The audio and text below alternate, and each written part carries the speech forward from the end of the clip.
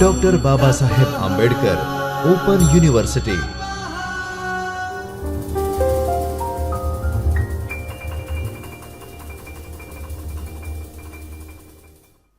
નમસ્કાર. Doctor Baba Saheb Ambedkar open યુનિવર્સિટીના ચૈતન્ય સ્ટુડિયોમાં આપ સૌનું હાર્દિક સ્વાગત.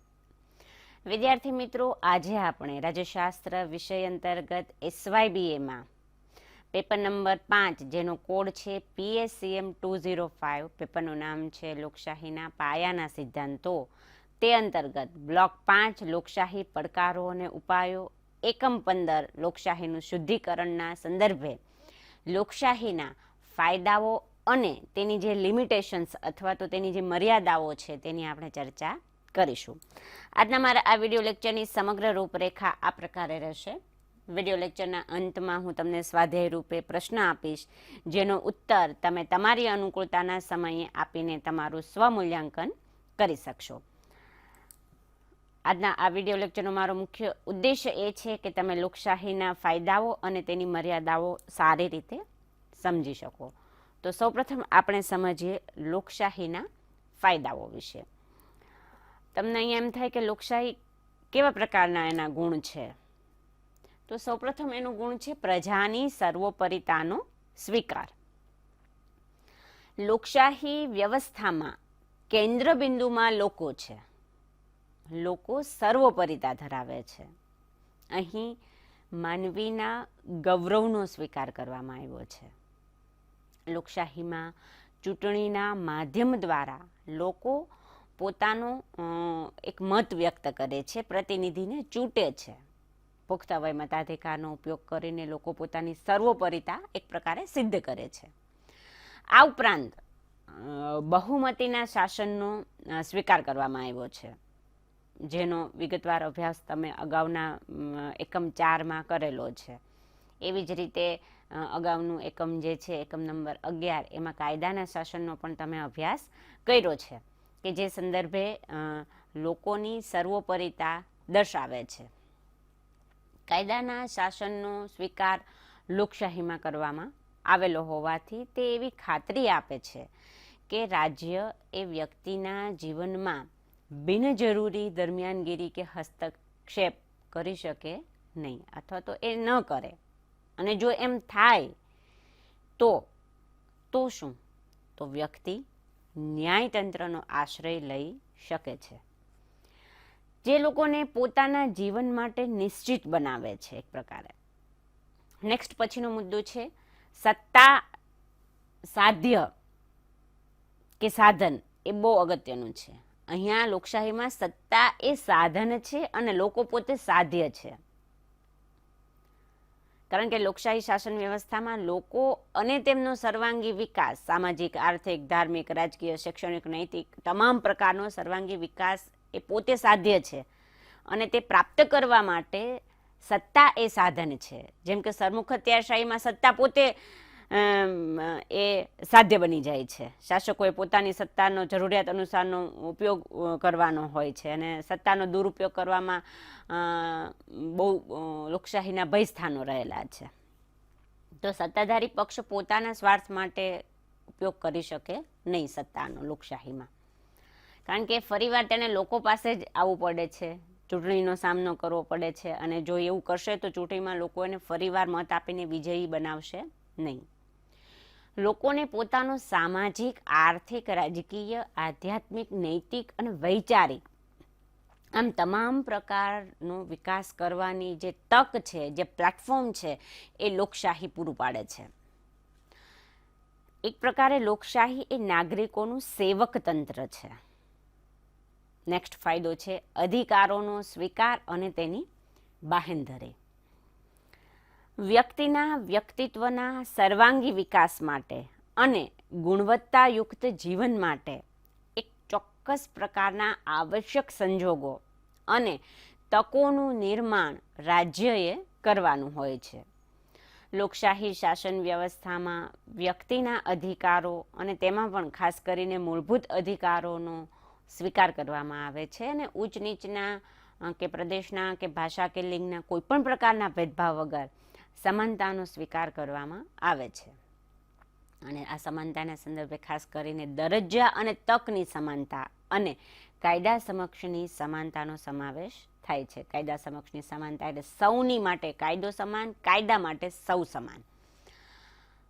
સ્વતંત્રતા અંતર્ગત આવશ્યક શિક્ષણ, રોજગાર અને વિકાસની, વાણી અને અભિવ્યક્તિની, અખબારી સ્વાતંત્ર્ય વગેરેનો સમાવેશ થાય છે.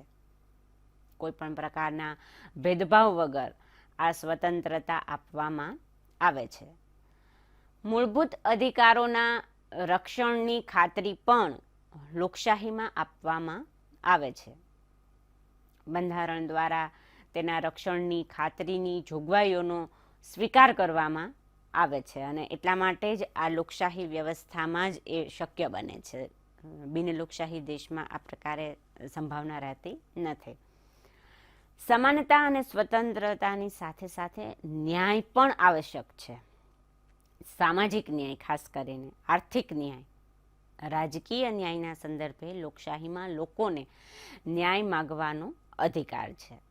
કોઈ પણ વ્યક્તિ, સંસ્થા કે સરકારી બિનજરૂરી રીતે લોકોના અધિકારો ઉપર તરાપ ન મૂકી શકે, નિયંત્રણ ન મૂકી શકે, અને જો મૂકે તો એ વ્યક્તિ જો ધારે તો અદાલતનો આશ્રય લઈ શકે છે. લોકશાહી શાસન વ્યવસ્થામાં સરકારના 3 અંગો, ધારાસભા, કારોબારી અને ન્યાયતંત્ર પૈકી એક અંગ આ ન્યાયતંત્ર પણ છે કે જે ધારાસભા અને કારોબારીથી તદ્દન સ્વતંત્ર રીતે કામ કરે છે અને જેનું મુખ્ય કામ જ ન્યાય આપવાનું છે. ન્યાયતંત્રની આધારશિલામાં પ્રામાણિકતા અને તટસ્થતા છે કે જે ખૂબ આવશ્યક, અત્યંત આવશ્યક છે તેમ આપણે કહી શકાય. અને આમ ન્યાય પ્રાપ્તિની જે સંભાવના છે તે વધી જાય છે. સ્વતંત્રતાનું પ્રમાણ સારું, સમાન અધિકારોની પ્રાપ્તિ અને વ્યક્તિ સ્વાતંત્ર્યને મહત્વ આપવામાં આવે છે. વ્યક્તિ વિકાસ માટેની સમાન તક એ લોકશાહી વ્યવસ્થામાં શક્ય બને છે. બિન લોકશાહી દેશમાં તે પ્રકારે વાતાવરણ મળતું નથી. ચોથો મુદ્દો છે અહિંસક રીતે બંધારણીય માર્ગે સત્તા પરિવર્તન. તો આ પણ એક અગત્યનો એનો ફાયદો છે એમ આપણે કહી શકીએ. લોકશાહીમાં અહિંસક રીતે સત્તા પરિવર્તન શક્ય બને છે. લોકોએ તે માટે લોહિયાળ ક્રાંતિ કરવાની જરૂર રહેતી નથી. એટલે કે આપણે એમ કહી શકીએ કે શાંતિથી બંધારણીય માર્ગે, નીતિ નિયમ અનુસાર, કાયદા અનુસાર તેઓ શાસનકર્તાઓની વ્યવસ્થિત ફેરબદલી કરી શકે છે. કારણ કે લોકશાહીમાં ચૂંટણીના માધ્યમ દ્વારા લોકો પોતાનો મત વ્યક્ત કરે છે અને ખાસ કરીને સ્વિટ્ઝરલેન્ડ જેવી પ્રત્યક્ષ લોકશાહી જે દેશમાં હોય તો એવા દેશમાં તો લોકો સીધી રીતે ભાગીદારી પણ કરી શકે છે. સત્તાધારી પક્ષ કે સરકાર પ્રત્યે પ્રજાને અસંતોષ જણાય તો તે ફરીવાર તેને વિજયી બનાવતા નથી. અને આ રીતે શાંતિથી અને અહિંસક પદ્ધતિથી લોકો બંધારણીય માર્ગે સત્તામાં પરિવર્તન લાવી શકે છે. નેક્સ્ટ પછીનો મુદ્દો છે એના ફાયદાના સંદર્ભમાં 5મો કે ક્રાંતિની શક્યતા રહેતી નથી, બહુ નહિવત થઈ જાય છે. કારણ કે લોકશાહીમાં ચૂંટણીમાં વિજેતા પક્ષના સભ્યો સત્તા ગ્રહણ કરે છે. લોકો દ્વારા ચૂંટાયેલા આ પ્રતિનિધિઓ લોકોની ઈચ્છા અને આકાંક્ષાઓનો પડઘો પાડે છે. લોકોની સમસ્યાઓને તે સંસદમાં રજૂ કરે છે, વિધાનસભામાં રજૂ કરે છે.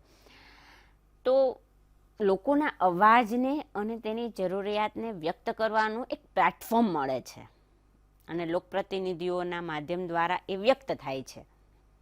બહુમતી ધરાવતો, સામાન્ય રીતે આપણે એમ કહી શકીએ કે લોકશાહી વ્યવસ્થામાં જે પક્ષને સૌથી વધારે બહુમતી મળી છે એ પક્ષ એ સત્તા ધારણ કરે છે કે જે સત્તાધારી પક્ષ તરીકે ઓળખાય છે અને એ સત્તા ધારણ કર્યા બાદ તેણે પ્રજાને જવાબદાર રહીને કાર્ય કરવાનું હોય છે. સાથે વિરોધ પક્ષની પણ એટલી ભૂમિકા મહત્વની છે. તો આ સંદર્ભમાં લોકોમાં ક્રાંતિની શક્યતા એટલા માટે નથી રહેતી કારણ કે લોકો દ્વારા જ પ્રત્યક્ષ કે પરોક્ષ રીતે એ પ્રતિનિધિઓ ચૂંટાયેલા છે અને એ જ શાસન કરે છે. અને જો પ્રજાને અસંતોષ હોય તો મેં કહ્યું એમ કે લોકો ફરીવાર નેક્સ્ટ જ્યારે ચૂંટણી આવે ત્યારે એને મત નથી આપતા, એટલે અહિંસક રીતે ચૂંટણીમાં પોતાના મતદાનના માધ્યમ દ્વારા તેઓ સત્તા પરિવર્તન કરી શકે છે ને, અને એ માટે તેમણે લોહિયાળ ક્રાંતિ કરવાની આવશ્યકતા રહેતી નથી. જ્યારે સરમુખ હથિયાર જેવી વ્યવસ્થા હોય કે બિન લોકશાહી દેશમાં લોહિયાળ ક્રાંતિની શક્યતા જોઈ શકાય છે. નેક્સ્ટ પછીનો છઠ્ઠો મુદ્દો છે લોકશાહીના ફાયદાના સંદર્ભમાં કે રાષ્ટ્રપ્રેમ મજબૂત કરે છે. આ મુદ્દો પણ એટલું જ અગત્યનો છે, કારણ કે લોકશાહી વ્યવસ્થામાં લોકોને અધિકારો આપીને પોતાના જીવન માટે નિશ્ચિત બનાવવામાં આવે છે. આ સાથે તેમણે પોતાની ફરજો પણ બજાવવાની હોય છે. વિવિધતા ધરાવતા દેશમાં પ્રાદેશિક રાજકીય સંદર્ભમાં કે ભાષાકીય કે રીતિ રિવાજોમાં અસમાનતા હોય તે સ્વાભાવિક છે. આમ છતાં લોકો એક સૂત્રમાં બંધાયેલા હોય છે અને તેઓ જાહેર પ્રશ્નોમાં પણ ભાગીદારી કરી શકે છે, જે એક પ્રકારનો રાષ્ટ્રપ્રેમ વ્યક્ત કરે છે. લોકશાહીમાં પોતિકાપણાની ભાવના વધુ દ્રઢ બને છે એમ આપણે કહી શકીએ. વ્યક્તિની સ્વતંત્રતા અને રાજ્યની સત્તા વચ્ચે સમતુલા જાળવે છે.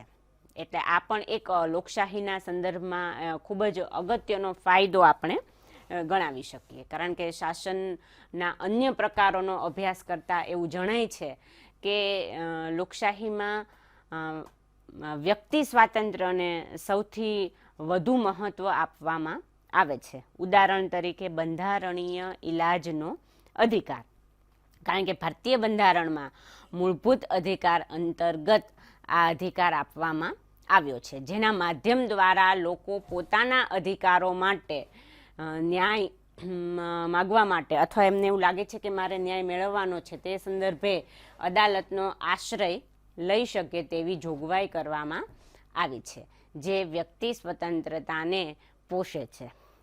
અને આ સાથે આવશ્યકતા અનુસાર રાજ્ય અમુક સંજોગોમાં, ખાસ કરીને ચૂંટણીના સમયમાં, મૂળભૂત અધિકારો ઉપર નિયંત્રણ મૂકી શકે છે. વ્યક્તિની સ્વતંત્રતા એ મૂળભૂત અધિકારો અંતર્ગત જ આવે છે, અને આમ લોકશાહી એક તરફ વ્યક્તિ સ્વાતંત્ર્યને પણ જાળવે છે અને આ સાથે રાજ્યની સત્તા નિશ્ચિત કરીને આ બંનેની વચ્ચે એક યોગ્ય પ્રકારની સમતુલા જાળવવાનો પ્રયત્ન કરે છે, તેમ આપણે કહી શકીએ. અને એ સંદર્ભમાં નેક્સ્ટ આપણે હવે આગળનો ફાયદો જોઈએ કે નાગરિક ગુણોનો વિકાસ શક્ય બને છે, કારણ કે સ્વતંત્રતા, સમાનતા, આજ્ઞાપાલન, સ્વયં શિસ્ત, બંધુત્વ, ન્યાય અને સમતાનો ભાવ, સહકાર ભાવના વગેરે જેવા નાગરિક ગુણોનો વિકાસ એ લોકશાહીમાં વધુ શક્ય બને છે. લોકો પોતાની મરજી કે ઈચ્છા અનુસાર જીવનશૈલી અપનાવી શકતા હોવાથી એક પ્રકારનું હેલ્ધી, તંદુરસ્ત, હકારાત્મક વાતાવરણ તેમને મળી રહે છે, અને એ જ લોકોને વધારે જવાબદાર બનાવે છે. લોકશાહીમાં માનવીમાં શ્રદ્ધા રાખવામાં આવે છે, જે તેને માનસિક સંતોષ પૂરો પાડે છે, અને આ પ્રકારે નાગરિક ગુણોના વિકાસમાં પણ મદદરૂપ બને છે. કુટુંબ, ગામ, સમાજ, પ્રદેશ કે રાજ્ય પ્રત્યે એક પ્રકારની વફાદારીની કે જવાબદારીની ભાવના વ્યક્તિમાં વિકસે છે. વ્યક્તિ કરતાં સમષ્ટિના કલ્યાણ ઉપર ભાર આપવામાં આવે છે. તો આ એક અગત્યની બાબત છે. સમાજવાદની વાત હોય કે ઉદારમતવાદ હોય, તો આવા પ્રકારના ઉમદા ખ્યાલોનો વિકાસ લોકશાહીમાં વધુ શક્ય બને છે. ઉદારમતવાદ અને સમાજવાદ અંગે તમને એવું થાય કે શું છે, તો આપણા સ્ટડી મટીરિયલમાં ચાવીરૂપ શબ્દોમાં તેને છેલ્લે સમજાવવામાં આવેલા છે, જેનો અભ્યાસ તમે કરી લેજો અનુકૂળતાએ. મુદ્દા નંબર 15.5. આપણે આગળ વધીએ. 9મો મુદ્દો છે વિરોધનો સ્વીકાર. લોકશાહીમાં વિરોધ પક્ષ એ બહુ મહત્વનું સ્થાન ધરાવે છે અને લોકશાહીમાં વિરોધનો સામાન્ય રીતે સ્વીકાર કરવામાં આવે છે, કારણ કે લોકોને એ ઉલટાનું વિરોધ કરવાનો અધિકાર આપવામાં આવે છે અને વિરોધ પક્ષ ખાસ મહત્વ લોકશાહીમાં ધરાવે છે એમ આપણે કહી શકીએ, કારણ કે પોતાનાથી તદ્દન અલગ વિચાર ધરાવતો મત કે અભિપ્રાયોનો પણ સ્વીકાર થવો આવશ્યક છે અને એ લોકશાહીમાં જ શક્ય બને છે. લોકોને સરકારની નીતિનો વિરોધ કરવાની છૂટ મળે છે. ઘણીવાર સરકારની કોઈ નીતિ નિયમ યોજના હોય તો તે સંદર્ભે લોકો પોતાનો વિરોધ નોંધાવી શકે છે. હા, વિરોધ કરવાનો ઉદ્દેશ્ય શું છે, વિરોધ કરવાની રીત કેવી છે, વિરોધ કોણ કરે છે, કોના માટે કરે છે, કઈ રીતે કરે છે, ક્યારે કરે છે, આ પ્રશ્નો લોકશાહીમાં ઘણા અગત્યના છે. પણ આપણે એવું કહી શકીએ કે વિરોધમાં બુદ્ધિનું તત્વ જરૂરી છે, વિવેક બુદ્ધિનું, કારણ કે વિરોધ કરવા માટે પણ તર્ક જોઈએ. લોકશાહીમાં વિરોધ પક્ષનું મુખ્ય કામ જ વિરોધ કરવાનું છે એમ આપણે કહી શકીએ. નેક્સ્ટ 10મો મુદ્દો છે કાર્યદક્ષતામાં વધારો કરે છે, કારણ કે લોકોના જીવન અને સ્વાતંત્ર્ય માટે રક્ષણની ખાતરી મળતી હોવાથી તેમજ અધિકારો મળતા હોવાથી લોકો માનસિક સંતોષ એક પ્રકારનો અનુભવે છે, જે તેમની કાર્યકુશળતા અને કાર્યદક્ષતામાં વૃદ્ધિ કરે છે. સમાજ પરિવર્તનમાં, રાષ્ટ્રના વિકાસમાં પોતાની ક્ષમતાનો લાભ તેઓ પોતાના કાર્યના માધ્યમ દ્વારા આપી શકે તેવી તક તેમને પ્રાપ્ત થાય છે. આ ઉપરાંત સરકાર પણ વધુ જવાબદાર બનીને કાર્ય કરે છે. લોકોનો વિશ્વાસ જાળવીને ફરી સત્તા પ્રાપ્ત કરવા માટે પણ જવાબદારી અને કાર્યદક્ષતામાં વધારો થાય છે. તંત્ર વ્યવસ્થા લોકોને જવાબદાર રહી કાર્ય કરે છે, જે લોકશાહીનો મોટો ગુણ છે એમ આપણે કહી શકીએ. અયોગ્ય કાયદા માટે કે અયોગ્ય નીતિના અમલ માટે તેણે પ્રજાને, લોકોને ખુલાસો કે જવાબ આપવો પડતો હોય છે. સરકાર કે સરકારી તંત્ર વ્યવસ્થા ગમે તે રીતે વર્તણૂક કરી શકતી નથી, એટલે કે પોતાની ઈચ્છા અનુસાર તેઓ વર્તન કરી શકતા નથી. લોકશાહી તેમને એક જવાબદાર બનાવે છે, જવાબદાર તંત્ર વ્યવસ્થા માટે સજ્જ બનાવે છે એમ આપણે કહી શકીએ. લોકશાહીના ફાયદાના સંદર્ભમાં જ નેક્સ્ટ આપણે આગળનો ફાયદો સમજીએ તો સરકાર સત્તાનો દુરુપયોગ કરી શકતી નથી. આ પણ એનો એક ખૂબ જ અગત્યનો ફાયદો છે એમ આપણે કહી શકીએ. લોકશાહીમાં સમયાંતરે મુદત અનુસાર ચૂંટણીઓ યોજાય છે. ચૂંટણીઓમાં જે રાજકીય પક્ષને સૌથી વધુ બહુમતી પ્રાપ્ત થાય છે તે સરકારની રચના કરે છે. સરકાર પોતાની સત્તાનો અમર્યાદિત રીતે ઉપયોગ કરી શકતી નથી. જો તે તેમ કરે તો લોકો ફરી તેને ચૂંટણીમાં મત આપી વિજેતા બનાવતા નથી. તેમજ સરકારે બંધારણ અનુસાર તંત્ર વ્યવસ્થા ગોઠવવાની હોય છે. તો આ સંદર્ભમાં આપણે એમ કહી શકીએ કે સરકાર એ ગમે તે રીતે મનમાની કરીને સત્તાનો દુરુપયોગ કરી શકતી નથી. એણે બંધારણ જે કહે છે, બંધારણની કલમો જોગવાઈઓ જે પ્રમાણે ઇંગિત કરે છે, ડાયરેક્શન આપે છે, એ ડાયરેક્શનમાં એમણે કામ કરવાનું છે. નેક્સ્ટ એનો ફાયદો છે 12મો, લોકોને રાજકીય શિક્ષણ પૂરું પાડે છે, કારણ કે લોકશાહીમાં લોકો સ્થાનિક કક્ષાથી લઈને સ્થાનિક સરકાર, રાજ્ય સરકાર અને કેન્દ્ર સરકાર, તો આ સરકારોમાં ચૂંટણીના માધ્યમ દ્વારા ઉમેદવારી કરી શકે છે. મત વ્યક્ત કરીને પોતાની હિસ્સેદારી નોંધાવી શકે છે, ઉમેદવારી કરીને પોતાની હિસ્સેદારી નોંધાવી શકે છે, કે જે તેમને રાજકીય શિક્ષણ પૂરું પાડે છે. તો આ રીતે લોકો સારા નરસાનો ભેદ પારખતા શીખે છે. સત્તાને, માનો કે ઘણીવાર સત્તા લાલચુ કોઈ રાજકીય પક્ષો હોય તો એ લોકકલ્યાણલક્ષી પક્ષ વચ્ચે અને રાજકીય પક્ષ આવા પ્રકારના જે છે સત્તા લાલચુ, એમની વચ્ચેની જે ભેદરેખા છે એ લોકો જાણી શકે છે. લોકોને રાજકારણમાં ભાગ લેવાની, તેમાં નેતૃત્વ કરવાની તાલીમ શાળા લોકશાહી પૂરી પાડે છે તેમ આપણે કહી શકીએ.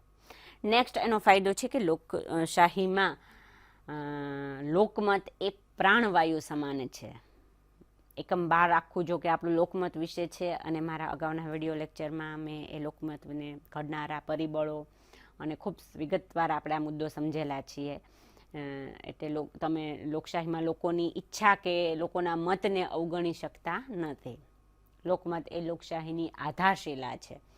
પ્રત્યક્ષ લોકશાહીમાં તો એવું કહેવાય છે કે લોકો કાયદા ઘડતરની પ્રક્રિયામાં પણ લોકમતના માધ્યમ દ્વારા પોતાની સહભાગિતા કરે છે, જ્યારે પરોક્ષ લોકશાહીમાં પણ લોકમતને અવગણી શકાય નહીં. લોકમત અંગેનો વિગતવાર અભ્યાસ આપણે એકમ 12ના વિડીયો લેક્ચરમાં કરેલો હોવાથી અહીંયા એની વિશે વિશેષ ચર્ચા નથી, પણ લોકમત ખૂબ અગત્યનો છે તેમ આપણે કહી શકીએ. તો આ હતા લોકશાહીના જુદા જુદા પ્રકારના ફાયદાઓ. હવે આપણે વાત કરીએ લોકશાહીની મર્યાદાઓ વિશે, જેમાં સૌથી પહેલી એની જે મર્યાદા છે તે છે કે એક વ્યક્તિ એક મતનો સિદ્ધાંત જે છે તે યોગ્ય નથી, જે અહીંયા આગળ આપેલો છે.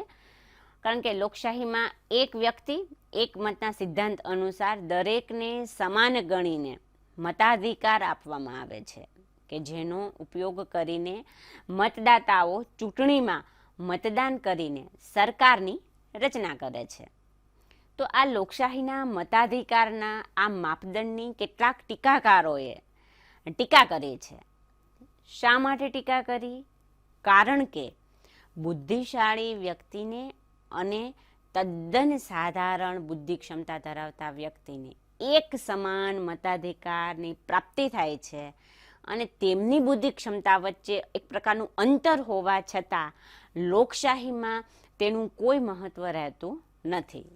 તો એ સંદર્ભમાં ભૂતકાળમાં પણ મતાધિકાર માટે ધર્મ, જાતિ, મિલકત, તો આવા જુદા જુદા પ્રકારના કેટલાક માપદંડો હતા, અને આ માપદંડોને આધારે, અથવા તો શિક્ષણનો માપદંડ હતો, તો આ માપદંડોને આધારે, યોગ્યતાઓને આધારે તેનો સ્વીકાર કરવામાં આવતો હતો. પરંતુ આધુનિક સમયમાં મોટાભાગના લોકશાહી દેશોમાં ઉંમરનું એક માપદંડ સ્વીકારવામાં આવેલો છે, અને જેમાં મોટાભાગનો એક વર્ગ છે કે તે એલિજિબલ બને છે.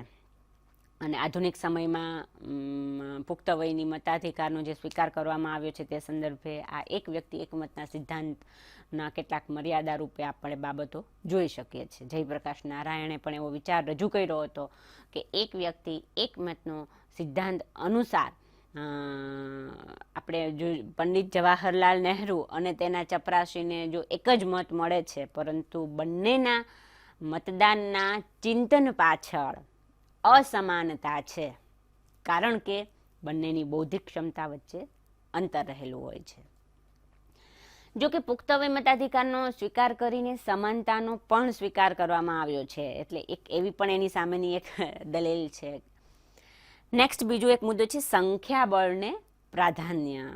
ગુણવત્તા કરતાં ક્વોલિટી કરતાં ક્વોન્ટિટી ઉપર ભાર આપવામાં આવે છે, સંખ્યા ઉપર વધારે મહત્ત્વ આપવામાં આવે છે, કારણ કે સાર્વત્રિક પુખ્ત વય મતાધિકારનો સ્વીકાર કરીને સંખ્યાબળને મહત્ત્વ આપવામાં આવેલું છે. પુખ્ત વય મતાધિકારનો ઉપયોગ કરનાર દરેકની બુદ્ધિ ક્ષમતા એક સમાન હોતી નથી. સ્વાભાવિક છે કે દરેકની અલગ અલગ હોય, પણ ઘણીવાર સમૂહમાં કે ટોળામાં લોકો વિવેક બુદ્ધિ ગુમાવી બેસતા હોય છે.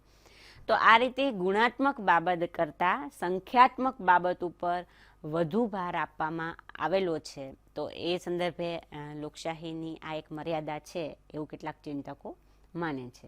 ત્રીજો એનો જે ગેરફાયદો છે કે બહુમતી એ સાચા અર્થમાં બહુમતી હોતી નથી, કારણ કે લોકશાહીમાં શાસન કોનું હોય? બહુમતીનું હોય, કે જેને બહુમતી મળી છે, લોકોનો વધારે મત મળ્યો છે. હવે ઘણીવાર બહુમતીનું પ્રમાણ ઘણું ઓછું જોવા મળે છે. અમુક કે થોડાક જ મતનો તફાવત હોય ક્યારેક તો, અને ક્યારેક તો એક મતના તફાવતથી પણ બહુમતી ગણીને નિર્ણય કરવામાં આવતો હોય છે, કે જે ખરા અર્થમાં બહુમતી સાચા અર્થમાં હોતી જ નથી. બહુમતી મેળવવા માટે ઘણીવાર લાંચ રૂશ્વત, દબાણ કે અન્ય પ્રકારની યુક્તિનો પણ ઉપયોગ કરવામાં આવતો હોય છે. અને આ સંદર્ભે પ્રાધ્યાપક ગાર્નર JW એવું જણાવે છે કે લોકશાહી એ ગુણ કરતાં સંખ્યા પર વધુ ભાર મૂકે છે. લઘુમતીનો નિર્ણય તેની બૌદ્ધિક શ્રેષ્ઠતા તેમજ નૈતિક અને આર્થિક શક્તિને લીધે વાજબી હોવા છતાં પણ પ્રજાની બહુમતીનું પ્રમાણ અલ્પ હોય તો પણ તેના નિર્ણયને કાયદાનું સ્વરૂપ આપવામાં આવે છે. તો આ એક બહુ મોટી વાત છે વિદ્યાર્થી મિત્રો. અને આ જ સંદર્ભે અન્ય એક વિદ્વાન છે તે એવું જણાવે છે, જે ચેસ્ટર સી મેક્સી નામના વિદ્વાન એવું લખે છે કે લોકશાહીમાં બહુમતીના નિર્ણયો અને કાયદાઓ લઘુમતી માટે જુલ્મી કે ત્રાસદાયક નીવડે છે. ચોથો એનો ગેરફાયદો એવો છે કે વિભાજનવાદી પ્રવૃત્તિ. આ લોકશાહીનું એક મર્યાદા થોડીક બની રહે છે. જેમ કે લોકશાહીમાં જુદા જુદા પ્રકારની જ્ઞાતિ, ધર્મ, લિંગ, પ્રદેશ, રીત રિવાજ, જાતિ વગેરેના આધારે વિભાજનકારી પ્રવૃત્તિને વેગ આપવામાં આવે છે. મતદાર પાસે એ વિભાજનકારી વૃત્તિનું વર્ગીકરણ કરવામાં આવે છે, તેના આધારે પ્રલોભનો આપવામાં આવે છે, તેના આધારે પોલિસી ઉપર ઇફેક્ટ થાય છે અને રાજકીય પક્ષો કે રાજકારણીઓ પોતાના સત્તા માટેના સ્વાર્થને કારણે લોકોમાં આવા પ્રકારની વિભાજનની પ્રવૃત્તિને ઘણીવાર પ્રત્યક્ષ પરોક્ષ રીતે વેગ આપીને તેને મહત્વ આપવામાં આવે છે અને વોટ બેંક ઊભી કરીને પોતાની તરફ વાળવાનો પ્રયત્ન કરવામાં આવે છે. અને આ સંદર્ભે લોકશાહી મૂલ્યોનો એક પ્રકારનો હરાસ થાય છે. લોકશાહી મૂલ્યોની વિરુદ્ધ છે આ બાબત. અને સમાનતા અને સ્વતંત્રતાના ખ્યાલ પણ આમાં મર્યાદિત હોય તેવું આપણને લાગે છે. એટલે કાગળ ઉપર ઘણીવાર કોઈ મૂલ્યો રહેતા હોય પણ વાસ્તવમાં એ ચિત્ર આખું થોડુંક અલગ જોવા મળતું હોય છે. ઓવરઓલ જ્યારે વિશ્વ રાજકારણમાં આપણે લોકશાહીની વાત કરીએ ત્યારે આ એક એની મર્યાદા બની રહે છે. પાંચમો એનો ગેરફાયદો છે સમય, શક્તિ અને નાણાંનો વ્યય. ઘણીવાર લોકશાહી શાસન વ્યવસ્થામાં એવું બને છે કે ચૂંટણી પંચ હોય કે વહીવટી તંત્ર હોય કે બ્યુરોક્રેસી, આધુનિક અમલદારશાહીના સંદર્ભમાં હોય કે રાજ્ય સરકારનું માળખું, સ્થાનિક સરકારનું માળખું, વિવિધ પ્રકારના પંચો, આયોગો, સમિતિઓ, આ બધું જ કાર્યરત હોવાથી સરકાર ખૂબ ખર્ચાળ બને છે અને માનવ સંસાધનોનો બેફામ ઉપયોગ ઘણીવાર થતો હોય છે. સમય, શક્તિ અને નાણાંનો ખોટો વ્યય પણ થતો હોય છે. કાર્યો જુદા જુદા પ્રકારના બેવડાતા હોય છે. ચૂંટણીઓ પાછળ અઢળક ખર્ચ કરવામાં આવે છે. તો આ તમામ પ્રકારની મર્યાદા પણ લોકશાહીમાં રહેલી છે. છઠ્ઠો એનો ગેરફાયદો છે કે ઝડપી નિર્ણય અને ઝડપી અમલીકરણ શક્ય બનતું નથી. તો આ પણ એક મર્યાદા છે. કારણ કે લોકશાહી એ ધીમી ગતિએ ચાલતી સરકાર છે. સમયને અનુરૂપ નિર્ણય લેવામાં ઘણીવાર વિલંબ થાય, સ્વાભાવિક છે. કારણ કે કેન્દ્ર સરકાર હોય, રાજ્ય સરકાર હોય અને સ્થાનિક સરકાર હોય, એમાંય ગ્રામીણ સ્થાનિક સરકાર અને શહેરી સ્થાનિક સરકાર. તો આ જુદા જુદા પ્રકારનું જે ડિસેન્ટ્રલાઇઝેશન છે સત્તાનું, તો એમાં ક્યાંક સ્વાભાવિક છે કે ઘણીવાર નિર્ણયમાં કચાશ રહે. ખાસ કરીને યુદ્ધ અને વિદેશ નીતિને લગતી બાબતોમાં જે નિર્ણયો છે એ ઝડપથી નથી થઈ શકતા. અને આંતરરાષ્ટ્રીય મંચ ઉપર રાષ્ટ્રીય હિત માટે ઝડપી નિર્ણય બહુ આવશ્યક છે. અને એવા સંજોગોમાં લોકશાહી સરકારમાં કાર્ય ધીમી ગતિ આગળ વધતું હોવાથી લીધેલા નિર્ણયોના અમલીકરણનો પણ પ્રશ્ન ઉપસ્થિત થાય છે. કારણ કે જો અમલીકરણ ઝડપથી ન થાય તો સરકારનો પણ ચોક્કસ સમયગાળો છે અને જો એ સમયગાળો પૂરો થઈ જાય તો ફરીવાર નવી ચૂંટણી, નવી સરકાર, નવો પક્ષ. તો પૂર્વ સરકારે લીધેલા નિર્ણયો સાથે નવી સત્તાધારી પાર્ટી કે પક્ષ જો સંમત ન હોય તો વળી પાછા પ્રેક્ટિકલમાં પ્રશ્નો ઊભા થાય છે. જેથી આયોજન અને કાર્યોનું જે પરિણામ મળવું જોઈએ એ મળી શકતું નથી. પછીનો ગેરફાયદો એક એવો છે કે વ્યક્તિગત પ્રતિમા કરતા અથવા તો કોઈ પણ વ્યક્તિની વ્યક્તિગત પ્રતિભા કરતા પક્ષની વિચારધારાને વધુ પ્રાધાન્ય આપવામાં આવે છે. કારણ કે લોકશાહીમાં લોકો રાજકીય નેતા કે વ્યક્તિની વ્યક્તિગત પ્રતિભા કરતા જે તે રાજકીય પક્ષની વિચારસરણીને મહત્વ આપે છે. અને તેમાં ઘણીવાર સારી પ્રતિભાશાળી વ્યક્તિના લાભથી દેશ વંચિત રહી જાય છે. વ્યક્તિએ પોતાના વ્યક્તિગત વિચારોને બદલે પક્ષના વિચારો અને પદ્ધતિને અનુસરવું પડે છે કે જે તેની પ્રતિભાના દેખાવને અવરોધે છે. નેતાઓની પોતાની સ્વતંત્ર વિચારશક્તિ, નીતિ અને કાર્યક્ષમતાનો નાશ થાય છે અને વ્યક્તિગત રીતે તેઓ અસંમત હોય છતાં પક્ષની વિચારધારાને પ્રાધાન્ય આપી સંમત થવું પડે છે. જો તેઓ તેમ ન કરે તો પક્ષની બહાર ફેંકાઈ જવાનો કે આવશ્યક લાભ ન મળવાનો ભય રહે છે. તો આ પણ એક એની મર્યાદા બની રહે છે. આટલા લોકશાહીના મુખ્યત્વે આપણે ફાયદાઓ અને મર્યાદાઓનો અભ્યાસ કર્યો. લોકશાહીના ઘણા બધા ફાયદાઓ અને મર્યાદાઓ છે. આ વિડીયો લેક્ચરના આધારે સ્વાધ્યાય રૂપે મેં એક પ્રશ્ન અહીંયા આપ્યો છે, જેની નોંધ તમે કરી રાખો કે લોકશાહીના ફાયદાઓ અને મર્યાદાઓ સ્પષ્ટ કરો. આ વિડીયો લેક્ચરના આધારે, સ્ટડી મટીરિયલના આધારે તમે આ પ્રશ્નનો ઉત્તર આપી શકશો. વિશેષ વાંચન માટે મેં અહીં સંદર્ભ સૂચિ આપેલી છે, જેનો ઉપયોગ તમે કરી શકશો. ફરીવાર મળીશું કોઈ નવા જ ટોપિકની ચર્ચા સાથે. ત્યાં સુધી આપ સૌને તંદુરસ્ત સ્વાસ્થ્યની શુભકામનાઓ. ધન્યવાદ. स्वाध्यायः परमः